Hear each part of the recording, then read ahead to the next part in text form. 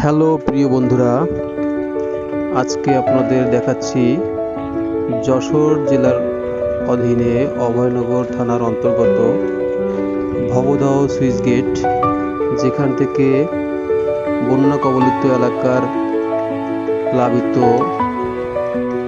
জল অপসারণ করা হচ্ছে। সরকারি উদ্যোগে অনেকগুলো পাম্প বসানো হয়েছে।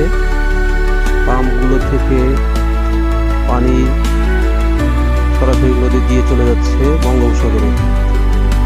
দৃশ্যটি আসলে দেখার মতো, কিন্তু এই এলাকার মানুষের দুঃখ দুর্দশার শেষ নাই।